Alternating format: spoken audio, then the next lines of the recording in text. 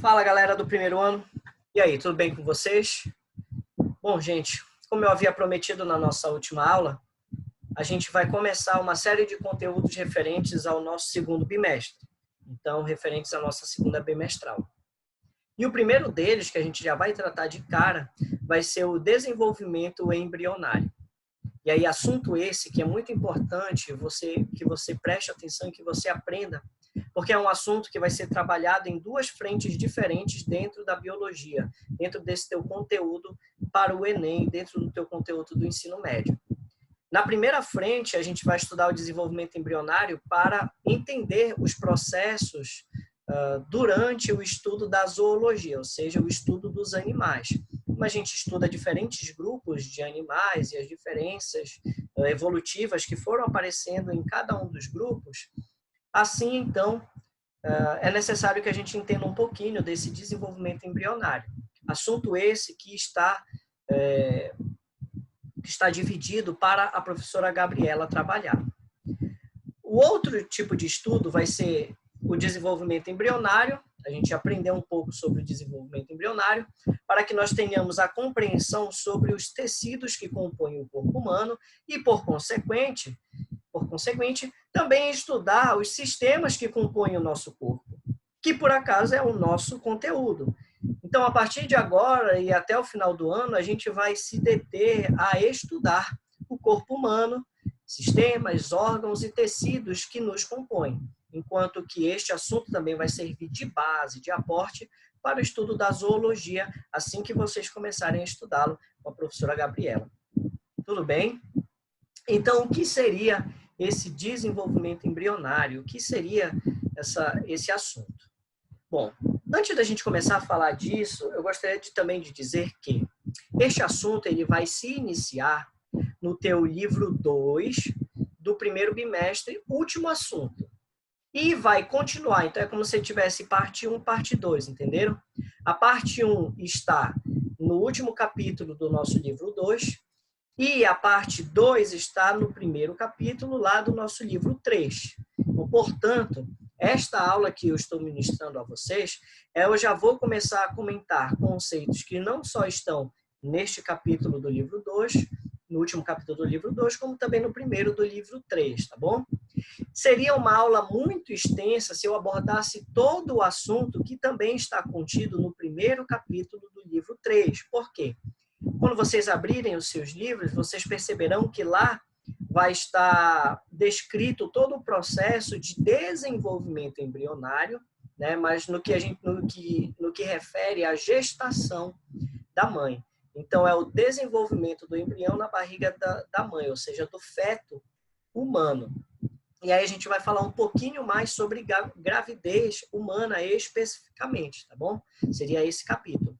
Como a gente está falando do desenvolvimento embrionário, desde os seus conceitos básicos até algo mais específico, então eu procurei, dentro desta aula, abarcar uma série de conceitos e de conteúdos que já vão estar presentes nesses dois capítulos.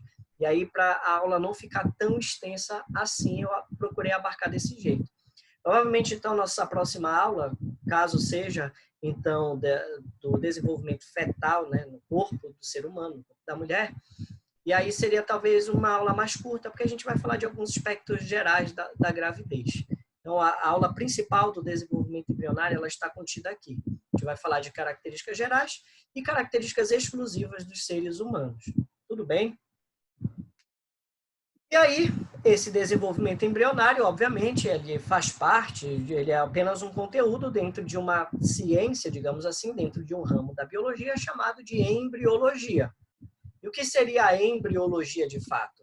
Ela vai ser o estudo do desenvolvimento do embrião, desde a fecundação até a sua organogênese. Então, qual é a diferença entre embrião, feto, bebê? Qual é a diferença? O embrião é aquele ser que está se desenvolvendo na barriga da mãe, que dura entre a fase da fecundação até a organogênese, ou seja, até a fase da formação dos órgãos. Lembra? Gênese e formação, no princípio. Organo vem de órgãos mesmo. Então, seria a formação dos órgãos. Esse período é o período, então, que nós estudamos o embrião, o seu desenvolvimento, por isso chamado de embriologia. Organogênese em diante, estudaremos, então, o feto, que seria o período gestacionário. E aí, que é justamente aquele conteúdo que eu havia me referido agora há pouco, que seria numa parte 2 dessa aula, ou numa aula posterior a esta aqui.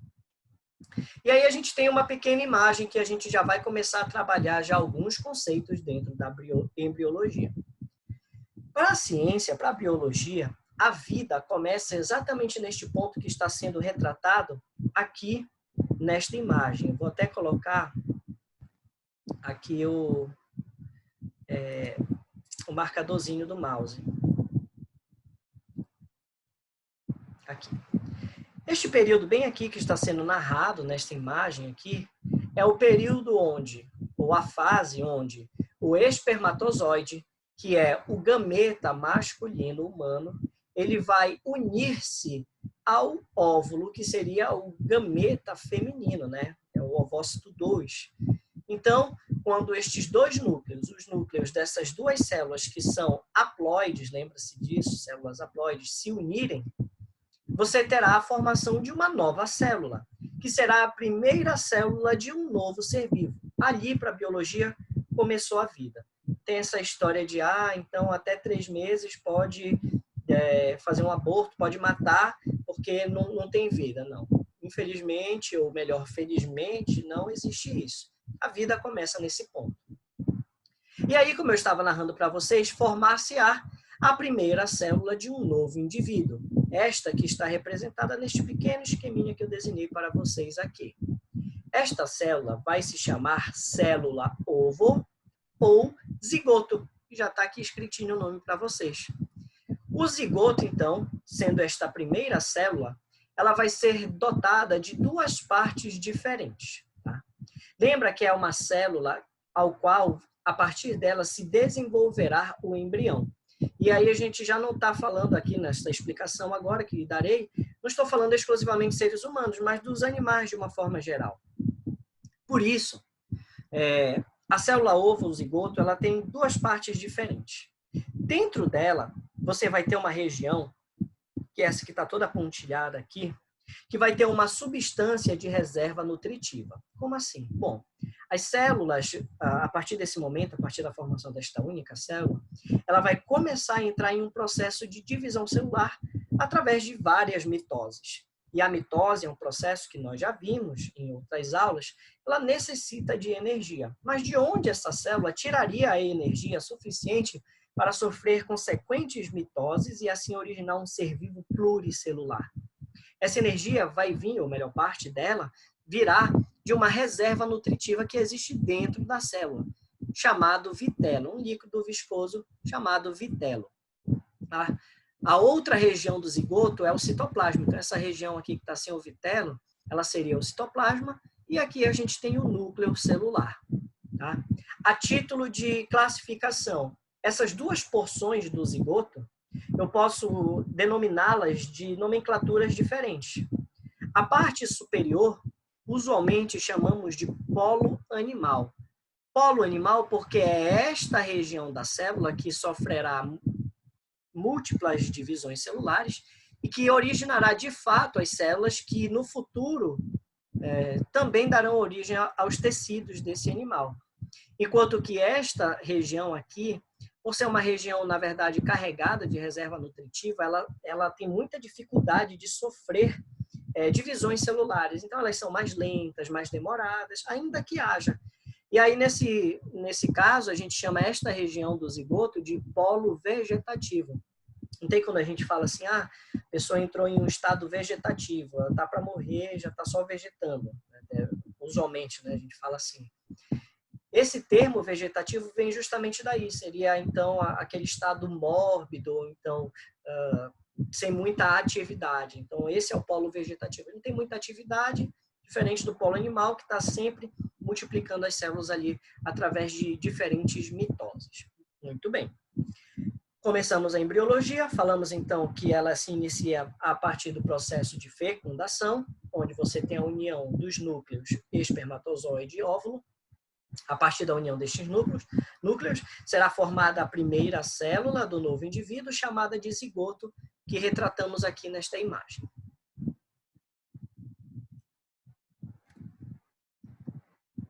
E aí a embriologia, ela vai ser muito importante para a gente, porque é necessário que nós estudemos os embriões. Ela vai ser fundamental para a gente, porque nós vamos entender não só a origem dos nossos tecidos, dos órgãos e dos sistemas de um organismo vivo, tá? Qualquer um deles. Tá? Vamos entender tudo isso. E esses conhecimentos, eles vão nos permitir compreender relações evolutivas que se evidenciam durante a formação do embrião. Então, provavelmente, lá com a professora Gabriela, ela já deu uma pincelada com você, já comentou, acerca de algumas hipóteses evolutivas.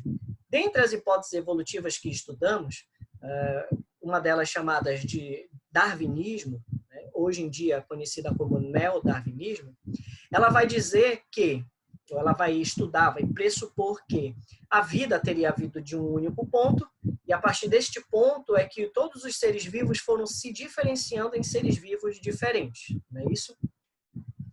Então, por conta disso, alguns cientistas acreditam que, ao você estudar o embrião, você acaba fazendo uma recapitulação de pontos ou de acontecimentos na trajetória evolutiva dos seres vivos. Então, quando eu comparo, por exemplo, um embrião de um réptil, de uma ave e de um mamífero, no primeiro dia de gestação, melhor, na primeira semana de gestação, esses três embriões são muito parecidos, que você não consegue diferenciar. Conforme os dias e as semanas vão passando, você percebe visualmente que cada embrião vai se transformando de uma forma diferente, vai se desenvolvendo de uma forma diferente. E aí nas aves começa a aparecer bico, as células que darão origem à pena, no lagarto as garras aparecerão, escamas, nos mamíferos pelos, etc. E assim uma série de diferenças irão aparecendo. Essas diferenças, para alguns cientistas, né, eles acreditam ser como uma recontagem, né, uma recapitulação de passos evolutivos. Então, da mesma forma como teria acontecido em um tempo evolutivo, assim seria também o desenvolvimento embrionário.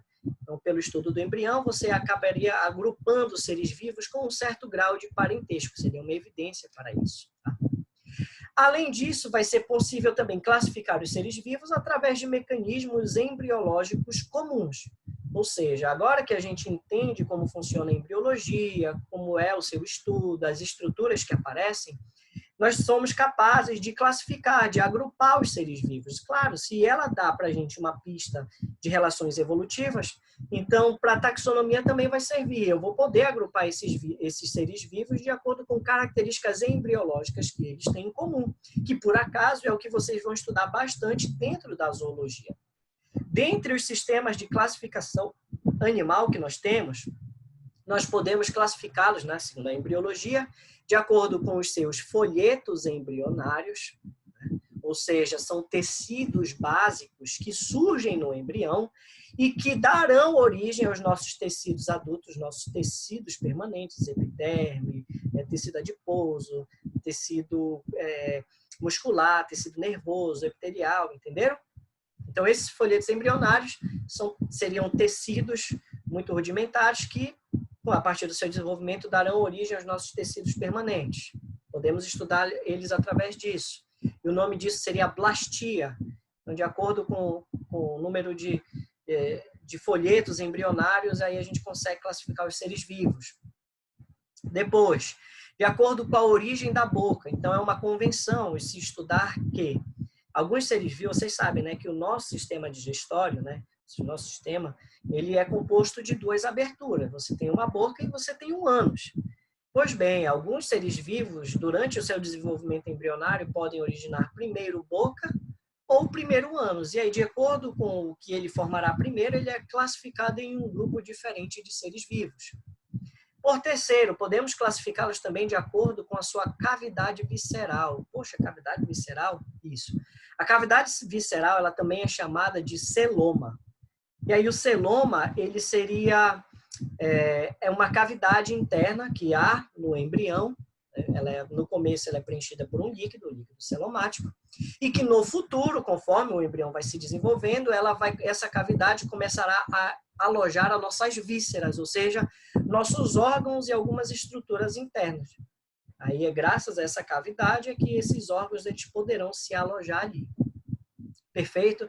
Esse seria um exemplo de sistema de classificação animal que, óbvio, vocês terão que saber também. Por outro lado, a gente também tem as fases do desenvolvimento embrionário. Isso vai interessar muito para a gente na nossa corrente de estudo, que é corpo humano. Tá? Então, o desenvolvimento embrionário ele vai ter 3 fases distintas. Tá? A segmentação ou clivagem, mesma coisa, 2 nomes diferentes para o mesmo conceito, que nada mais é do que as múltiplas divisões celulares que o zigoto sofrerá até chegar em um certo estágio ali do seu desenvolvimento. Já vamos falar disso. Temos a segunda fase, que é chamada de gastrulação. A gastrulação é a formação da gástrula, a formação da cavidade digestiva, ou seja, já que a gente falou agora há pouco que estudamos origem de bocoanos, obviamente, então, tem uma fase do desenvolvimento embrionário que o nosso sistema digestório ele se formará. E é nessa fase de gastrulação. Também vai haver a diferenciação dos folhetos embrionários a partir desta fase. E, por último, a gente estuda a organogênese, que é o quê? A diferenciação dos tecidos, dos folhetos embrionários, nos tecidos e órgãos que formam um indivíduo já completamente formado. Os tecidos adultos, tá? Que a gente chama. São essas as fases. Mas antes da gente ir para a segmentação de fato, a gente está estudando primeiro o zigoto. Ali no segundo slide, eu mostrei para vocês algumas regiões distintas do zigoto. Falei que ele pode ter dentro de sua constituição um líquido de uma reserva nutritiva, né, que é chamada de vitelo, que vai nutrir este embrião, e é chamado de polo vegetativo. Eu também vou ter o polo animal, onde ali sofrerão inúmeras mitoses, né, e a partir dali o embrião se desenvolverá. Pois bem, como os animais eles são um grupo muito diversificado, não é? Então, o desenvolvimento embrionário deles também vai ser muito diferenciado. Isso tem a ver com o tipo de zigoto que cada grupo animal pode formar. Claro que vocês ainda não viram alguns dos grupos que eu vou mencionar aqui, mas você vai guardar esse vídeo, vai guardar o slide e vai, obviamente, anotar no seu caderno, e a informação já vai ficar reservada aí para quando a professora Gabriela tocar nesse assunto. Opa, acho que eu já vi isso em algum lugar, vou voltar aqui no meu caderno, já vai estar ali anotado, e você vai assimilar de forma completa o nosso conteúdo. E aí eu trouxe para vocês aqui uma pequena tabela, onde a gente pode organizar bem os tipos de zigoto. Aqui eu tenho os tipos de zigoto. Aqui eu vou ter o formato da célula, ou seja, como ela é, como é que eu visualizo esta célula no microscópio, que aparência ela tem. E o tipo de segmentação, ou seja, o tipo de clivagem, de divisão celular que ela vai sofrer. Aqui, então, a gente vai começar pelos ovos chamados de oligolécitos ou isolécitos. Oligo significa pouco, lécito vem do vitelo, vem de armazenamento, substância nutritiva e etc. Ou isolécito, seria o quê? Iso, igual. Quando você olha para o formato da célula, você percebe que durante toda a sua extensão, você tem uma distribuição igual deste vitelo. Então, está aqui os pontinhos amarelos representando o vitelo. Então, o isolécito, porque a quantidade deste vitelo ele está igualmente espalhado por todo o ovo, todo o zigoto, ou óligo, porque não é muito, é pouco. Isso é considerado pouco vitelo. A gente já vai falar de um ovo já que tem muito vitelo. Quem tem esse tipo de ovo? Quem são os seres vivos, os grupos de seres vivos, alguns deles pelo menos, que formam um tipo de ovos oligolécitos? São os mamíferos, então, portanto, nós nos incluímos neste grupo. O zigoto do ser humano, ele é um zigoto oligolécito, tá? Alguns grupos, outros grupos, poríferos. Quem são os poríferos? Já viram Bob Esponja? Pois é. Bob Esponja, ele é um animal chamado de esponja do mar. Então, por isso, a gente sabe, né? Vocês vão saber ainda estudando a zoologia, os poríferos, né, as esponjas do mar, por exemplo, eles são animais que nem sequer têm tecidos verdadeiros. Então, logo, não tem folhetos embrionários também, então não carecem de tanta energia assim. Então, são por isso que os óvulos, os zigotos deles têm pouco vitelo. E os equinodermos. Aí os equinodermos são popularmente conhecidos como estrela do mar, bolacha da praia, o pepino do mar. Todos eles são exemplos de equinodermos. Como é o tipo de segmentação que ele vai ter? Bom, já que esse vitelo ele está igualmente distribuído por todo o citoplasma da célula, a divisão dela, a gente vai dizer que vai ser total, ou seja, holoblástica, holo significa total, e vai ser do tipo igual, ou seja, o ovo, o zigoto, completamente vai sofrer divisão celular, tá bom? E ela vai ser de forma igual, ou seja, sempre as células que se originarão terão tamanhos semelhantes.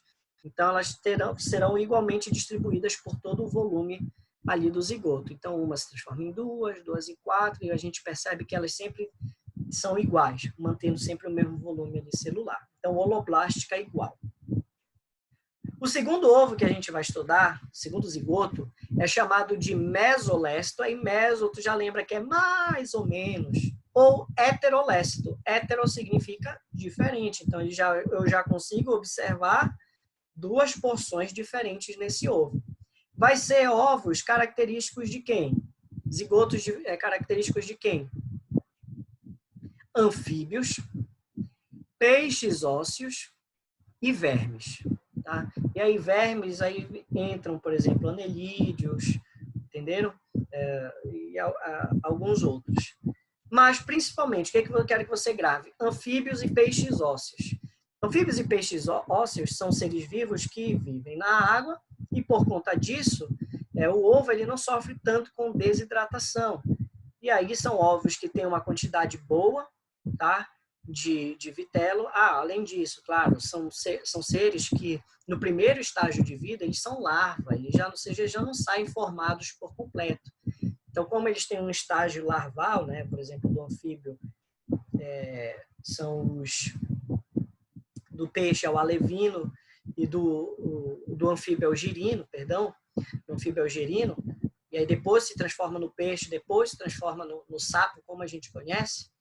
E aí esse ovo ele não tem uma quantidade muito grande de vitelo. E aí acaba sendo rápido o desenvolvimento embrionário desses seres vivos. Como seria o tipo de segmentação? Ela também vai ser holoblástica, porque eu não tenho uma quantidade absurda do vitelo, né? Apesar de eu já ter uma grande concentração em uma porção deste zigoto. Ela vai ser total, porém ela vai ocorrer de forma desigual. Então, não vai ser bonitinho, igual como nós enxergamos no caso dos mamíferos, holoblástica igual. Não, já vai ser deste jeito aqui, olha. Ela vai ser holoblástica, ou seja, a célula sempre vai estar se dividindo por completo, mas vai ser desigual. Por quê? Porque onde você vai ter o vitelo, concorda comigo que tem pouco citoplasma. Então, por conta disso, isso atrasa o processo da divisão celular, atrapalha o processo da divisão celular e ela acaba se tornando desequilibrada, então, portanto, desigual. O terceiro ovo é chamado de megalécito ou telolécito. Este ovo aqui ele é característico de aves, característico de répteis e peixes cartilaginosos. Tá, estou entendendo, professor. Megalécitos, mega vem de muito, né? Muito vitelo. Telo vem de extremidade, de ponta. Então, você vai ter o quê? Muito vitelo em uma porção desse ovo. Tudo isso em amarelo que nós vemos aqui é o vitelo. Então, o vitelo ele vai corresponder a gente ao que seria, por exemplo, a gema no ovo de galinha que nós consumimos. Aquela porção amarela. Aquilo ali é o vitelo, é a substância de armazenamento, é a substância de reserva nutritiva para o embrião. Ele vai se desenvolver sempre se alimentando das proteínas e gorduras que estão armazenadas ali. Aí, como é que vai ser o tipo de divisão, o tipo de segmentação ou clivagem deste ovo?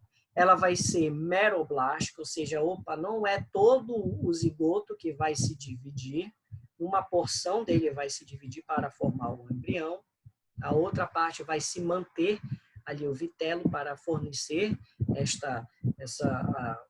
essa reserva nutritiva, tá? Então, como só uma parte irá se dividir, a gente já vai chamar esta divisão de parcial ou meroblástica. Meroblástica. Lembra, a total é chamada de holoblástica, a parcial vai ser chamada de meroblástica. Então, eu vou ter 4 tipos de segmentação, 2 iguais, 2 totais, 2 parciais. 2 totais que são as holoblásticas, iguais ou desiguais. E eu vou ter a meroblástica, que pode ser do tipo discoidal ou do tipo superficial.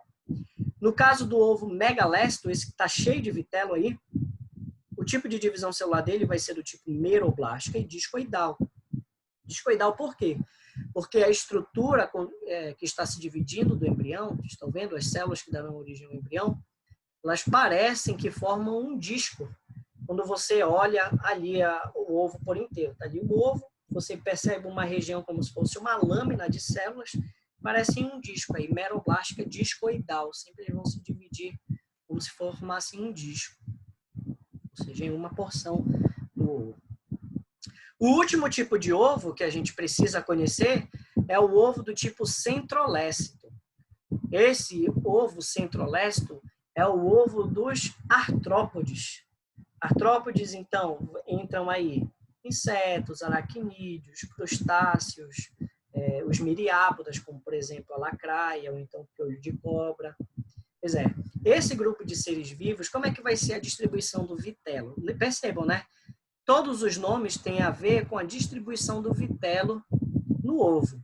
Então, aqui o oligo-isolécito, heterolécito, só numa parte, megalécito, muito vitelo, ou centrolécito. Centrolécito significa que o vitelo ele vai se organizar, vai se concentrar no centro desta célula, bem ao redor do núcleo. Isso vai acarretar uma diferenciação, uma divisão celular um pouco diferente do que a gente viu até agora. Quando ele começar a se dividir, olha, aqui em azul são os núcleos da célula, tá? As células irão se dividir formando um disco ao redor deste vitelo. Aí está aqui os núcleos se formando, a região amarelinha seria o vitelo. Olha como ele vai se dividindo e vai formando como se fosse um disco. E aí, por isso que é chamado de superficial, porque a divisão celular ela vai ocorrer na região mais superficial possível da célula, uma região superficial. Tem no centro da célula, na região superficial dela, está ocorrendo, então, a divisão celular. Por isso, chamada, então, de meroblástica superficial. Agora, a gente vai falar do desenvolvimento embrionário em si, ou seja, das etapas desse desenvolvimento embrionário.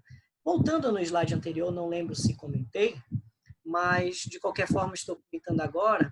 Este conteúdo dos tipos de ovos vocês vão encontrar lá na Biologia 1, livro 2, página 30, tá? Então, todo este conteúdo que eu resumi nesta pequena tabela aqui, vocês vão encontrar lá nessa página do livro de vocês. Lá tem algumas informações a mais, claro, que sempre às vezes não dá tempo da gente comentar aqui, outras a gente comenta que não tem lá, lá tem também que a gente não comenta aqui, e o conhecimento vai sendo complementado, tá? Já peço que vocês deem uma lida, claro, sempre peço isso, deem uma lida no livro de vocês. Agora a gente vai falar do desenvolvimento embrionário. Como a aula já está se estendendo, já está indo para quase 30 minutos de aula, eu vou parar este vídeo por aqui, tá? Agradeço a sua atenção até aqui. Já peço para que você pegue o seu livro lá e já vá começando a fazer a leitura. E já vou pausar aqui este vídeo para que a gente inicie, então, a parte 2. Então, a parte 2 do nosso desenvolvimento embrionário vai se tratar justamente das fases deste desenvolvimento, tá bom? Fica ligado aí e acessa já já o vídeo 2.